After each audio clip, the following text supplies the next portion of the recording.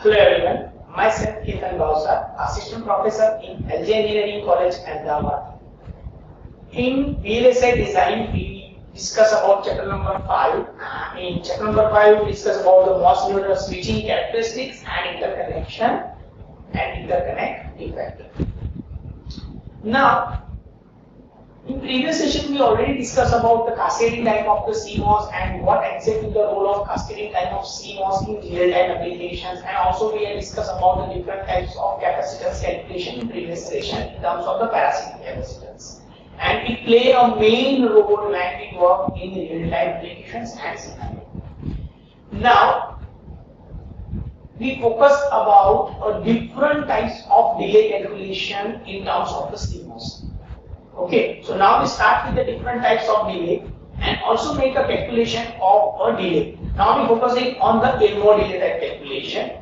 Now considering the general RC network, first of all to calculate a different types of delay, we have to create our network in terms of the resistors and capacitors, and after that we can make a calculation of that. Now there is no resistor loop in this circuit, so make sure that all of the capacitors in the RC3 are connected between the nodes and a ground. Suppose if you are assuming any type of the node configuration or assuming any type of the network, then you have to make or you have to follow this type of the rules when you want to create a network or whenever you want to work on any real-time practical applications. Now as you can see, there is one input node in the circuit. There is a unique resistive path from the input node to any other node in the circuit. So each and every time we have to follow the unique path to make a connection establishment between a source node to the destination node. Or whenever we want to follow a specific node configuration or you want to calculate a delay for a specific node. Now for that, as you can see, we are assuming here one circuit. We are starting with V in to R1 node and then the C1 is connected. As you can see, the R and C we have connected together, it's make a node 1. Similarly, on the top side, you can see the R2 and C2 is connected to one port 2. As you can see, node number 2 and node number 3, R3 and C3 is connected. Similarly, for R4 and C4 is connected on node number 4. R5 and C5 is connected on node number 5. Similarly, R6 and C6 is connected to node number 6. R7 and C7 is connected to node number 7, and R8 and C8 is connected to node number 8. So these are the one simple network media establishment over here. And for the node is connected to 3, 4 and 5, 2, and similarly the node number 1 is connected to 6 and 7, 8, 2. So as you can see, if you have to reach on node number 5, then you have to follow the route like 1, 2, 4, 5. And if you want to follow the route for 3, then you have to follow 1, 2 and 3. So these are the different routes it requires, or we have to make a calculation of them when we want to calculate a specific node configuration. Or we have to calculate the delay for specific node. Now, for the D7, suppose you have to calculate the delay for D7 node. Now we have to see here the D7 node is available over here. So if you have to calculate the delay for node 7, then what exactly we have to follow? We have to follow the R1 plus C1, R2 plus C2, as you can see, R1 plus C1, R1 plus C2, R1 plus C3, R1 plus C4, R1 plus C5, R1 plus R6 into C6, R1 plus R6 plus R7 into C7, R1 plus R6 plus R7 into C3. Now we go into the depth and see each and every variation on site. R1 C1 for node 1, R2 C2 for node 3, and R1 C3 for node 3, as you can see. Now if you want to calculate the C4, the C4 is available over here, C4. So R1 and C4, because we are not connected right now with the node 3, then similarly, as you can see, R1 plus R6 for C6. R1 plus R6 means we have to come here, R1 plus R6. Then again R1 plus R7 and plus R6, because R6 is connected sequence with R7 node, so C7. Similarly, R1 plus R6 plus C7 for C8.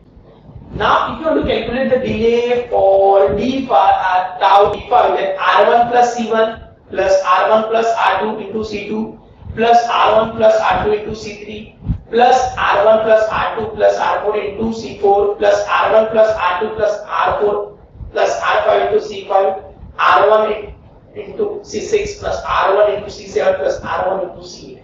Now this configuration is derived from this particular network establishment, as you can see from the starting set, R1 into C1, then R1 plus R2 into C2, then again we have to calculate for R1 plus R2 into C3, then now go on fourth side, as you can see, R1 plus R2 plus R4 into C4. Now again we have to calculate similarly for R1 plus R2 plus R4 into C5. Here we are not considering the R3 node because R3 node is totally independent if you want to calculate the delay over here, because it is connected to the node number 2 only, it is not connected to node number 3. So as you can see, then R1 plus C6 is also a different configuration because it is not in this particular loop configuration, it is on bottom side. So R1 into C6 into specific, then R1 plus C7 and R1 into C8. So these are the configuration, as you can see, whenever you want to calculate the tau delay configuration with help of the Elmore delay type. Now, a specific general RC network, as you can see for the RC network configuration or for the RC leader network, tau d is equal to summation of x, j is equal to 1 to sub n to c of j, summation of I is equal to 1 to j into R of network. So these are the mathematical terms required when we want to calculate a delay estimation for the resistors and capacitor network, and for that we have to calculate a delay network configurations, and finally after applying the mathematical we are getting the equation of tau dn is equal to RC by 2 for n tends to infinite terms. Means it based on the network that you have. If you have a node of 5 nodes, 6 nodes, 7 nodes, 8 nodes, so we can calculate with help of the least node configuration based on the network that we have. Okay, so for that we have to apply the different types of mathematical expression and different types of mathematical terms to calculate the overall delay estimations for a specific node. As you can see, V is equal to R1 into C2, R2 into C3, R3 into C3, Rn into C. So these are the network is establishment in terms of the Elmore delay calculation, because as you can see, whenever we add different types of capacitors, we have to add the value. And suppose we have a node from the different tree, or that you have to make mathematical terms in terms of the addition, or else you have to make a multiplication terms. So these are the terms is play a main role when we work in real-time applications. Switching power dissipation. Now our next topic is switching power dissipation of CMOS inverter. So this technique is play a main role in various technology to calculate the power dissipation, because power is play a main role. And if you want to calculate the switching configuration, or if you want to calculate the switching inverter based concept, whenever the switching is establishment, then what exactly effect is produced inside a MOSFET that we can calculate with the power dissipation factor. And these are the main parameters in VLSI technology. As I already told you, we have a size, power, performance and cost parameter. Now the switching power dissipation calculation, as you can see in this particular diagram, we are taking a simple example of the CMOS. PMOS is connected, NMOS is over here, output is connected to the C-load configuration. So PMOS is connected to the negative configuration, NMOS is connected with the positive configuration chart. So PMOS is connected with the VDD and NMOS is connected with the ground terminal. Now the Vout is connected with the C-load configurations to calculate the overall capacitance, or we can say that the parasitic capacitance of the MOSFET. Now on this particular diagram, as you can see, that we provide the input, and these are the PMOS and these are the NMOS configuration, ID for the P, ID for the N, IC configuration, Cout and CMOS configuration. So basically when we are talking about a specific MOSFET configuration, then we have to see this particular diagram, and these are the generalized diagram for understanding power dissipation. If we have a number of PMOS and number of NMOS configuration is connected in sequence, or we can say they are connected in a parallel or sequential manner, because as per the model, the number of transistors increases, that performance of the chip increases. So we can say that whenever you want to calculate the power dissipation, we have to make sure that we have connected number of PMOS and number of NMOS together, right?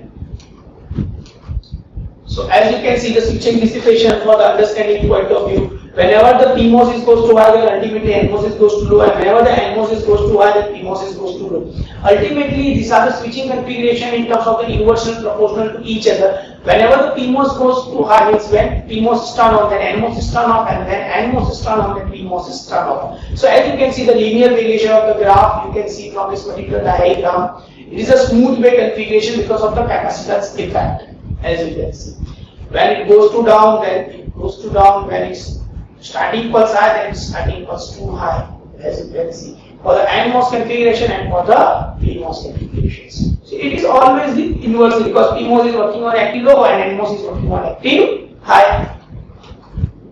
These are the mathematical terms for calculating power dissipation factor for the CMOS configuration, that P average is equal to 1 divided by T, because this all R effect is based on with respect to time only. So 1 divided by T, 0 to 2 Vt into IT into dt. So P average is equal to 1 divided by T into curly bracket 0 to T divided by 2. Ultimately we divided two category for the PMOS and for the NMOS configuration. So 0 to T by 2 and again 0 T by 2 to T for the PMOS and for the NMOS configuration. So ultimately, if you want to calculate average power dissipation factor for the PMOS and NMOS, then the P average estimation is 1 divided by T into C load into VDD square configuration. And for 1 divided by T, it's nothing but it's with respect to the frequency. So P average is equal to C MOS into V square DVD into F. So we can calculate the power dissipation for a specific MOSFET also.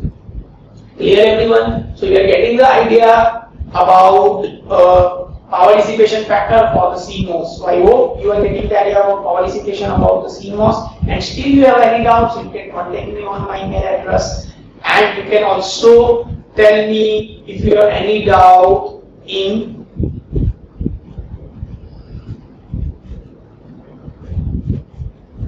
So thank you very much for this session, and if you have any doubt, then you can contact me on my email.